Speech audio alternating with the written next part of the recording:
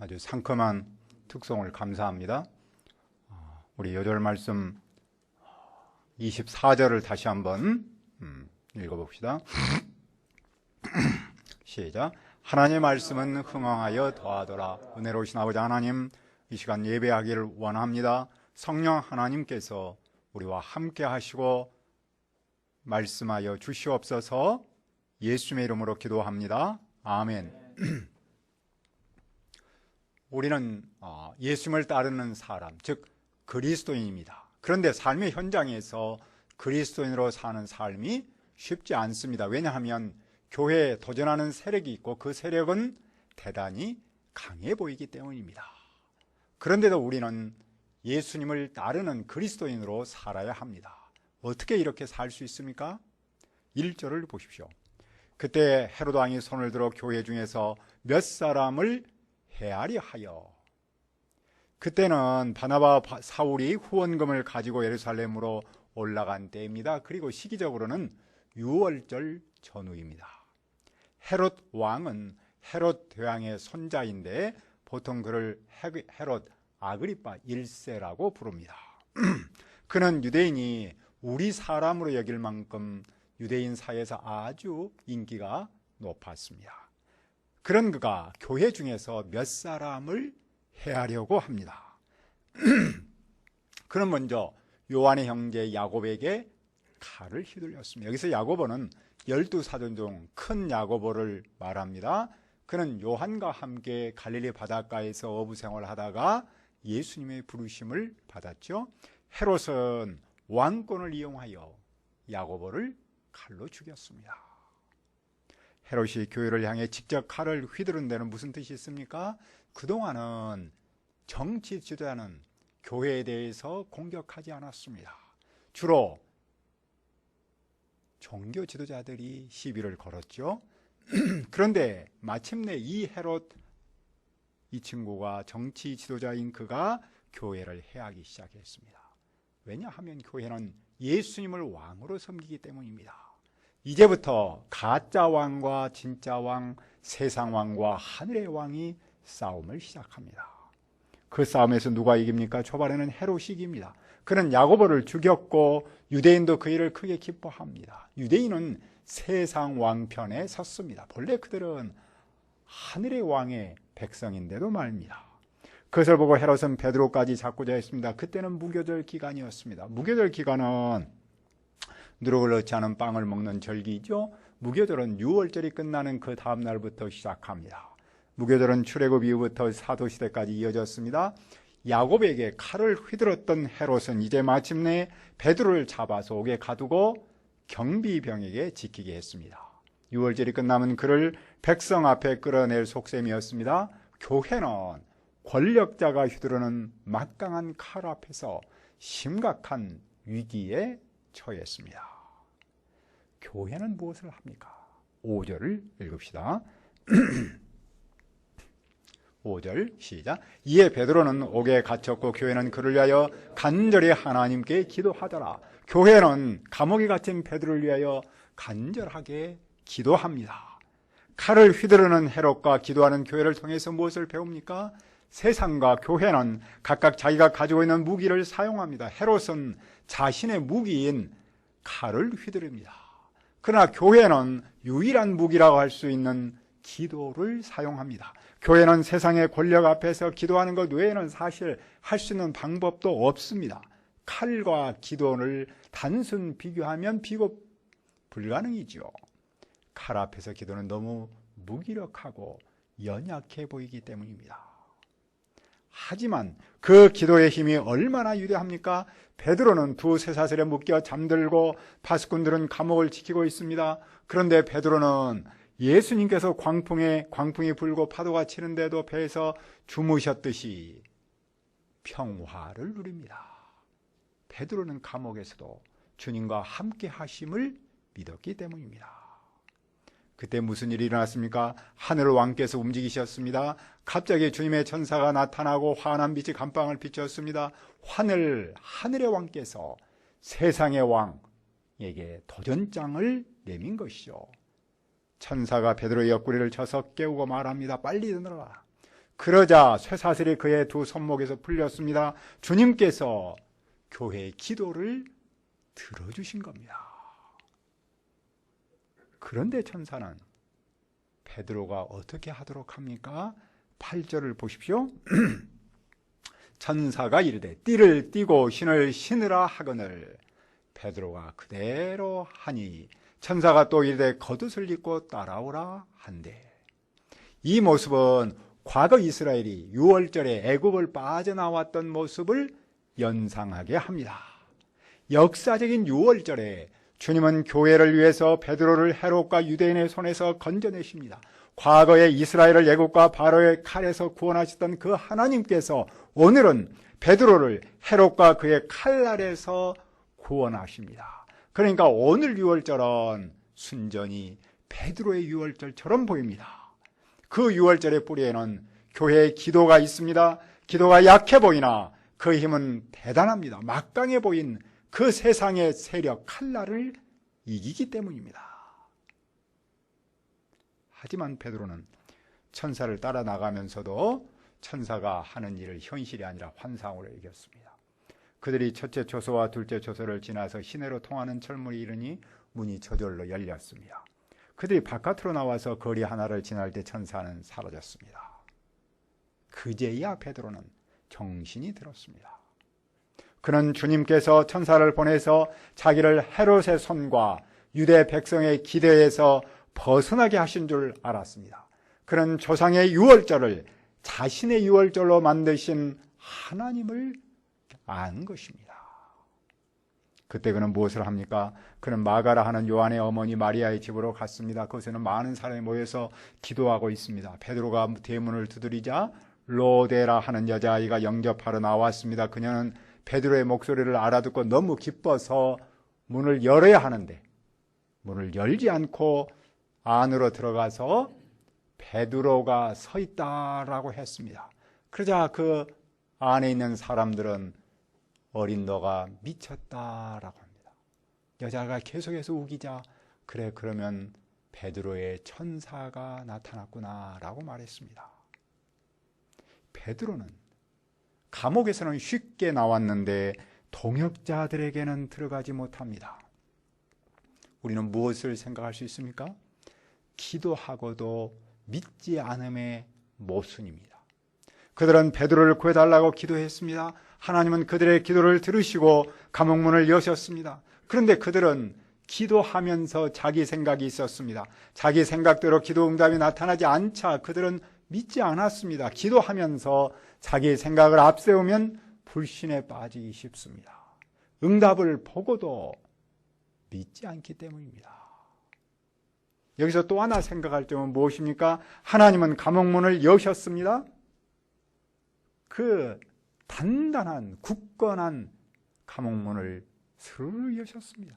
그런데 믿지 않은 그 백성의 마음문은 열지 않습니다. 하나님은 불신의 문을 열지 않습니다. 그들 스스로 열기를 바라십니다. 그 문은 어떻게 열렸습니까? 베드로가 문 두드리기를 그치자 그들이 문을 열고 베드로를 보고 놀랍니다. 베드로는 그들에게 무엇을 증언합니까? 17절을 읽읍시다. 시작. 베드로가 그들에게 손짓하여 조용하게 하고 주께서 자기를 이끌어오게 해서 나오게 하던 일을 말하고 또 야고보와 형제들에게 이 말을 전하라 하고 떠나 다른 곳으로 가니라. 베드로는 그들에게 그들의 기도가 응답했음을 증언합니다. 애굽에서 조상을 구원하신 그 하나님께서 오늘 유월절에 베드로를 구원하셨음을 증언합니다. 그는 하나님이 역사의 주인이며 헤롯을 다스리는 만왕의 왕이심을 증언합니다. 그리고 이 사실을 야고보와 형제들에게 전하도록 합니다. 여기 야고보는 예수님의 동생입니다. 그는 예루살렘 교회의 큰 기둥이었습니다.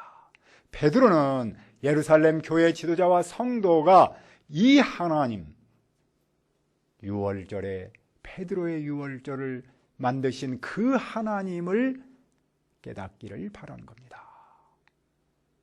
그런데 날이 새자 무슨 일이 있었습니까? 군인들 사이에서 베드로가 없어진 일로 작지 않은 소동이 일어났습니다. 헤롯은 베드로를 찾지 못하자 경비병들을 사형에 처하도록 했습니다. 그 후에 헤롯은 두로와 시돈에 몹시 화를 냈습니다. 두로와 시돈은 헤롯을 찾아가 평화를 요청했습니다. 그들이 헤롯의 영토에서 식량을 공급받아서 그렇게 할 수밖에 없었습니다. 헤롯은 정한 날에 용포를 두르고 왕자에 앉아서 연설했습니다. 그때 사람들이 외쳤습니다. 이것은 신의 소리요 사람의 소리가 아니다. 그들은 신과 사람을 대조합니다. 그들은 헤롯을 사람이 아닌 신으로 표현했습니다. 왕의 옷을 은으로 만들었는데 해가 떠올라 그 옷을 비치면 찬란하게 빛났습니다. 헤롯은 태양빛을 받아서 마치 초자연적인 존재처럼 보였던 것이죠. 그러나 그는 어떻게 되었습니까? 23절입니다. 헤롯이 영광을 하나님께 돌리지 아니하므로 주의 사자가 곧 친히 벌레에게 먹혀 죽으니라. 그는 신처럼 행동했습니다. 그는 하나님께 가야 할 영광을 가르쳤습니다. 그런 그를 주님의 천사가 곧 쳤습니다. 그는 벌레에 먹혀 죽었습니다. 그가 아무리 신처럼 행동할지라도 신이 아니기 때문입니다. 세상에서 아무리 칼을 휘두르며 절대자처럼 군림할지라도 벌레에 먹혀 죽을 수밖에 없는 하찮은 존재입니다. 신은 오직 하나님 한 분뿐입니다. 세상을 정말로 다스리는 분은 오직 예수 그리스도뿐입니다.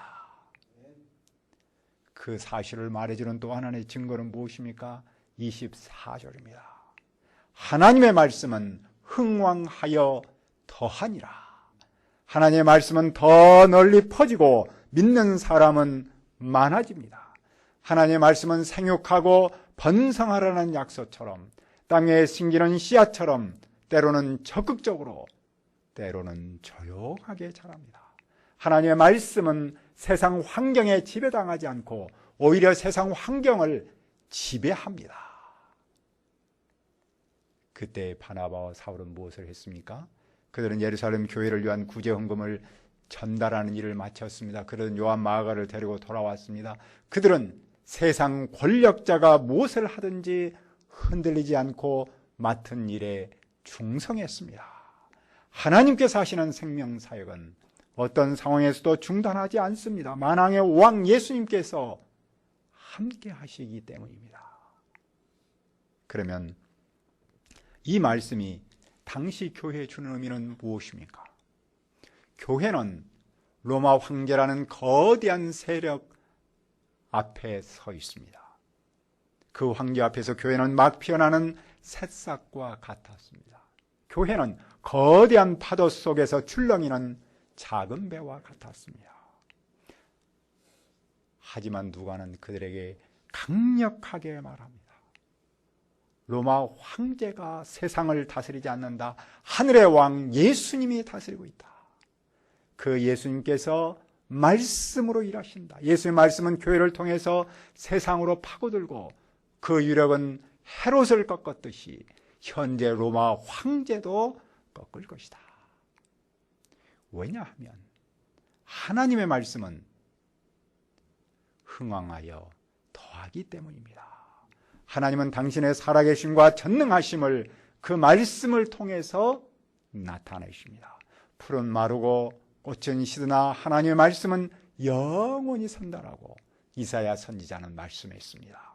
하나님의 말씀은 죄인을 변화시키고 세상을 변혁시키는 놀라운 힘이 있습니다. 후에 종교개혁자들은 그 유명한 말씀을 했죠. 오직 성경으로. 라틴어로는 솔라 스크립투라라고 하죠. 이 말씀을 맨 앞에 세우면서 개혁운동을 추진했습니다. 개혁자들이 이 외침을 해서 당시 중세시대를 새롭게 변혁했습니다. 개혁자들의 이 외침이 한국에서는 사경회로 이어졌죠. 영어로는 바이블 스터디 컨퍼런스라고 할 수 있겠습니다. 그 사경회를 통해서 평양 대부운동이 일어났습니다. 이 운동이 한국 교회에 계속 이어지면서 성경한국이라는 이름으로 오늘에 이르렀습니다. 그래서 오늘도 말씀의 능력을 아는 교회는 말씀 사역을 강조합니다. 말씀 사역을 통해서 하나님은 살아계시고 전능하시고 세상을 다스리시는 진짜 왕이심을 체험하기 때문입니다. 그런데 세상에서는 돈과 쾌락의 유혹이 들불처럼 일어나고 있습니다. 우리는 이런 세상에 맨몸으로 부딪힐 때가 있습니다. 그러다가 유혹에 넘어가기도 하고 두려움으로 기쁨을 잃기도 합니다.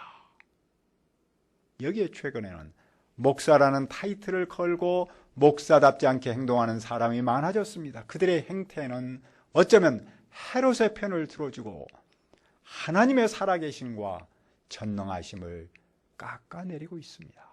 어떤 사람은 요즘 시대는 그리스도인으로 사는 일이 정말로 쉽지 않다라고 탄식합니다. 하지만 역사를 돌아보면 그리스도인으로 살기 쉬운 시대는 없었습니다. 교회에 도전하는 세력은 언제나 있었고 그 세력은 언제나 대단히 강해 보였습니다. 그때마다 교회는 헤롯이냐 예수님이냐라는 변곡점에 섰습니다. 그리고 그때마다 성경은 진짜 왕이 나타나는데 그분이 예수님이시다. 하나님의 말씀은 흥왕하여 더하더라라고 증언합니다. 하나님의 말씀은 모든 방해물을 뛰어넘어서 생명사역을 흥왕하게 이루기 때문입니다. 하나님의 말씀 어떤 열악한 환경에서도 절대로 멈추지 않습니다. 오히려 역동적으로 생명사역을 이루십니다.